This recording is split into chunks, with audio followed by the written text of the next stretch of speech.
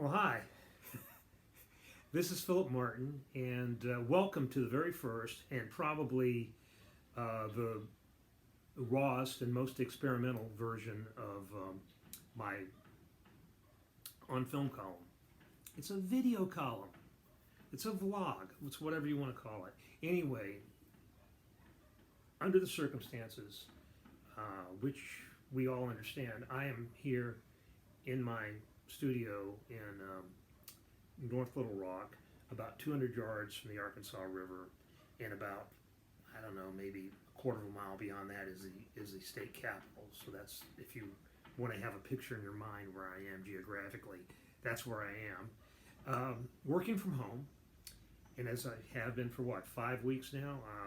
I can't remember exactly, but the last time I was well, the last movie I saw, I think, was 5 Sundays ago, and that was Emma at Riverdale. We went down there and saw it just as this stuff was happening, and everybody was trying to figure out whether they're going to stay open or closed, or before those decisions were made for us.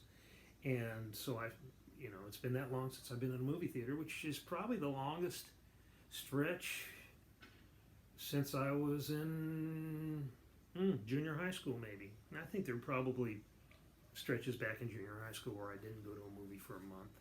So anyway, but that's one landmark we can mark. That's one thing we can mark. Another thing we can mark is I just got the text from my lovely wife Karen that says, and I've got another iPad here. We should be on a plane to New York right now, going to the Tribeca Film Festival, which we have done every year of the Tribeca Film Festival's existence. So every year since 2002, except for two, and one was our fault, and one was the fault of the American Airlines. Delayed the flight so long that it just wasn't worthwhile for us to go. But so we've been to most of the Tribeca Film Festivals. They treat us really well there. We really look forward to that trip every year. And of course, we're not going. You're not going. Nobody's going anywhere. I had a friend that his daughter flew in from overseas, and there were maybe 3 people on the plane. So, trying to get home. So here we are. We're in this brand new spanking thing. We're in this new. Well, it's not really the after yet. It'll be the after this is over with. And it's not really the before, because we're in it. It's like we're in this slow moving car crash. And eventually we'll get out of it, most of us, and life will go back to something that we will recognize as normal. Until then, we're going to find out a lot about ourselves. We're going to find out a lot about our neighbors and everything else. So while I'm not saying it's a good thing, I'm saying it's something that must be endured. So we might as well try to do the best of it. One of the things I've wanted to do for quite a while is have some sort of podcast or vlog component to what I do at the newspaper, at the Arkansas Democrat-Gazette. And I've been experimenting with that.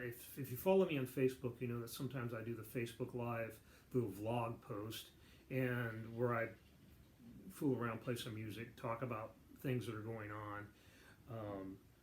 And of course, I write the On Film column when I can. And one of the great things about the On Film column is that it was always imagined as something that we would run when we needed something to run in movie style, in the movie section, on Friday section, which I imagine that's how most of you access this video. Okay, now it's one of those things that it was a good week if we didn't have to run it, because we had enough other stuff that would fill up the section.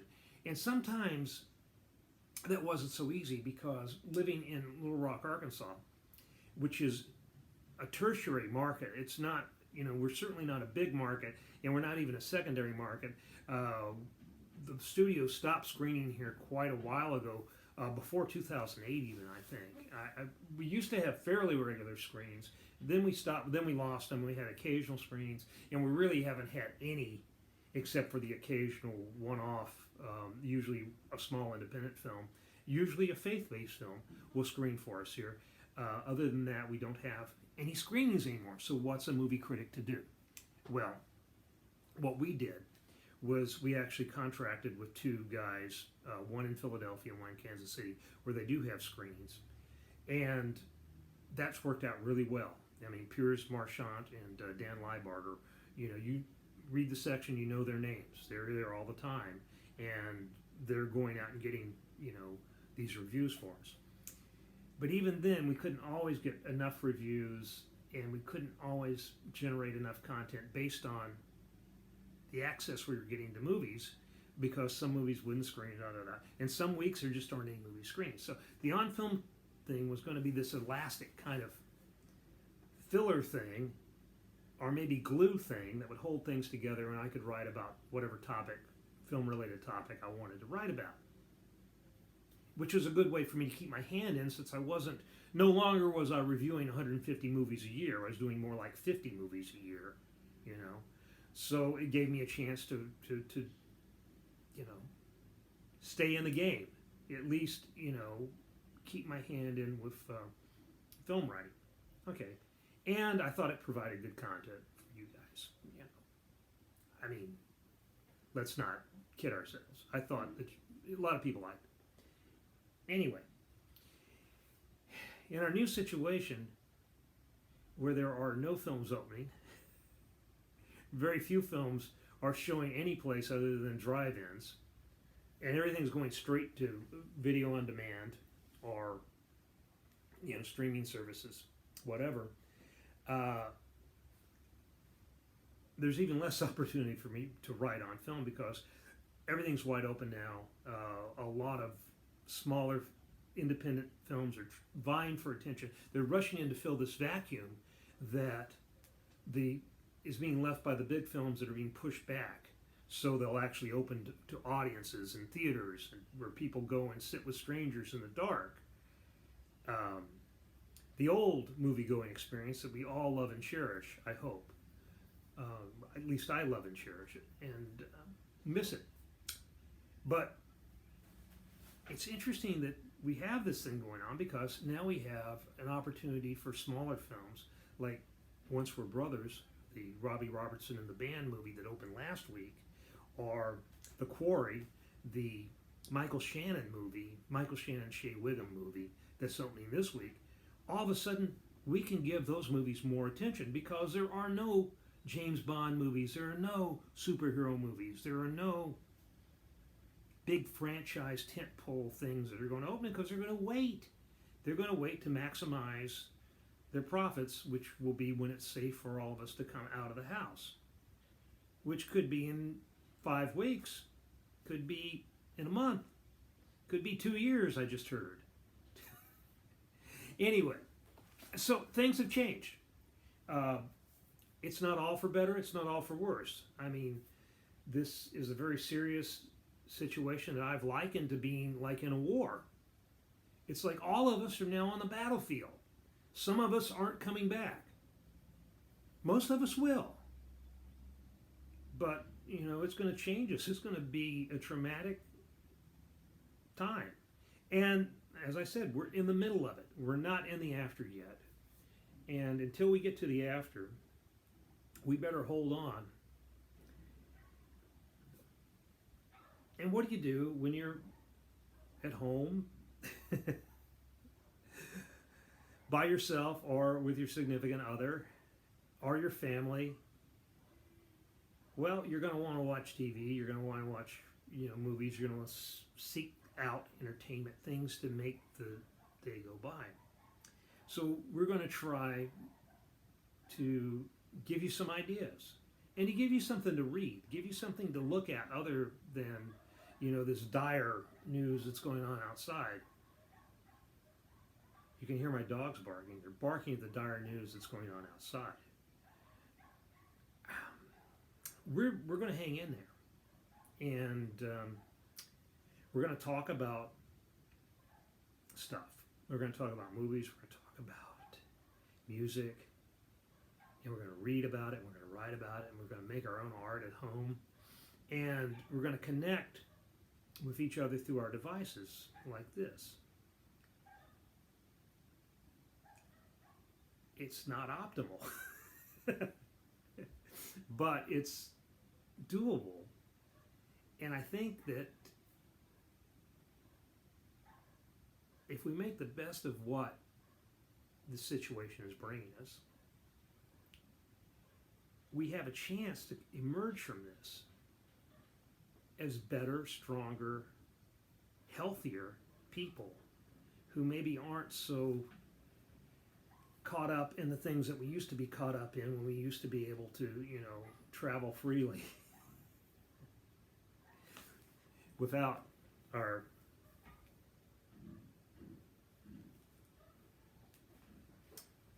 I look forward to that. But until then, like I said, we're going to talk about this week. I really like the Quarry. Now, I'll tell you a little bit about it without blowing my review, because you can read that elsewhere. But it's an interesting film, and the one I really was interested in it from the beginning because of the director. The director is Scott Teems. That name may not sound familiar to you, or it may sound familiar to you. Well, anyway, Scott is a friend of Ray McKinnon, who used to work here in Arkansas, used to live here in Arkansas. The Oscar-winning filmmaker, actor, creator of Rectify, Ray McKinnon. Okay, so Scott worked with Ray. He was a writer on Rectify, and he directed. His first feature was a little movie called That Evening Sun with Hal Holbrook and Ray. And it was an adaptation of a William Gay short story, and it was a fantastic movie in 2009. This is his first movie since then. He's been working. Like I said, he worked on Rectify. He's, I think, a writer producer on Narcos Mexico. And Quarry is an interesting. It's based on a book by a South African author, and I've read the book. It's been a long time. I read the book about 2005. Damon Galgut is the author's name, and it's one of those really. It's a cross between Cormac McCarthy and Jim Thompson, if you know what I mean. It's like this hard-boiled fiction, but it's got this undercurrent, or it's heavily symbolic. A lot of the characters have names like man, woman. The places are intentionally kind of vague, it's set in South Africa in immediately the post-apartheid period, where there's still, I guess there still is a lot of the racial problems, the racial tensions of South Africa, still aren't resolved, and they're certainly not resolved in this novel. And it's about a guy who basically assumes a faceless, nameless character who assumes the life, of this minister, and sort of like he literally takes his life. Okay, right there. It's no spoiler. That's right there in the first 10 minutes of the first 6 pages of the book, first 10 minutes of the movie. Okay. Now what they've done with this, what Teems and he had a co-writer, they adapted the novel, which had been adapted into a film before, in 1998. Same name, the Quarry, and it retained its South African setting and basically followed the plot of the book. But as far as I can tell, this one pretty much follows the plot of the book, except there's one kind of big change.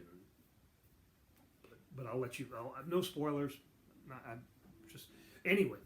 So they've transposed this into the key of Texas, in the key of South Texas, somewhere, not too far from the Gulf. It starts out, this preacher, whose name is David Martin, is traveling down a road, headed to a new posting at a town called Bevel. There's no Bevel, Texas, but it sounds like there could be a Bevel, Texas, right? So he's headed down to Bevel, Texas to take over the church, because there's only one church in this town. I don't know if there's a town in Texas that has only one church, but this one does. All right, see, sort of get a sense that it's not quite our world.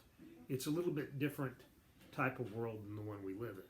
So anyway, so he's driving down the road. Guy's laying on the side of the road,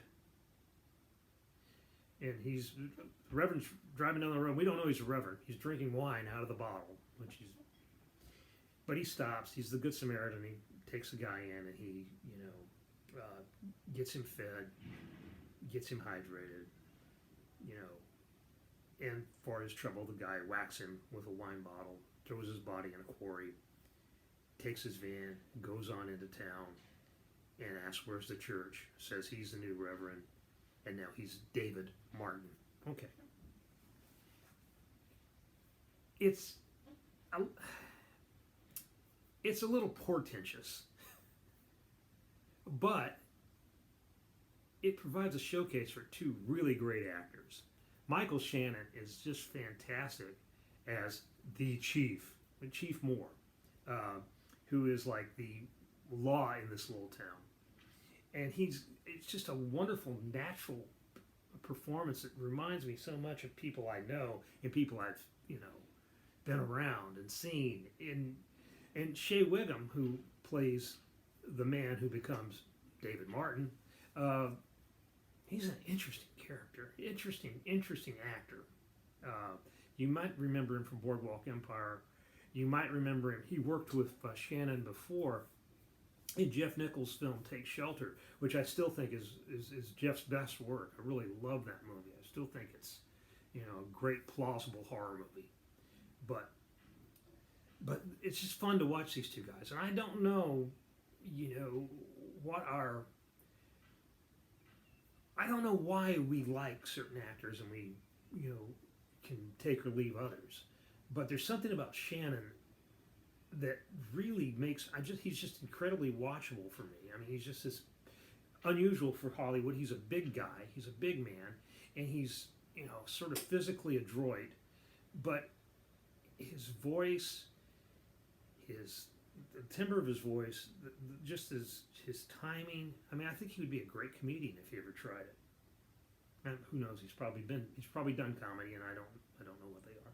But anyway, so it's one of those movies that they make all the time. I mean, it's a good movie, but you wouldn't hear about it normally. You're not going to see. This is the type of thing that gets drowned out with all the Iron Man and the Marvel franchise stuff and all that. It just doesn't, find a way to theaters anymore. And now that nobody's finding their way to theaters, we actually have a chance to really look at this stuff. And I'm not somebody who's against big American Hollywood movies. I think there's some of the best movies in the world are these big, great, exploding, happenings. But the problem with these great, big, exploding happenings is they suck all the oxygen out of everything. And leave little room for little projects like this to, blossom. People don't hear about movies because they hear about these other movies, and they go see these other movies, which means they can't go see these movies. So it's kind of a win for people. I don't know. I want to say people like myself, and probably people like a lot of you who are, fans of cinema or fans of the movies, but you're not necessarily, all that wild about the sort of movies you're getting, sort of movies Hollywood's churning out. And the reason they're churning them out, it's sort of like the old Earl Weaver, the baseball manager, in the 70s, realized that the best way to play baseball was not to, sacrifice bunt people over to get them in scoring position. Hopefully they'll score on a ground ball or a deep fly or something like that. It was to sit back and wait for the 3-run home run. So all the studios, and you can't blame them because it makes business sense, and it is show business, all the studios are swinging for the fences. And so you're getting a lot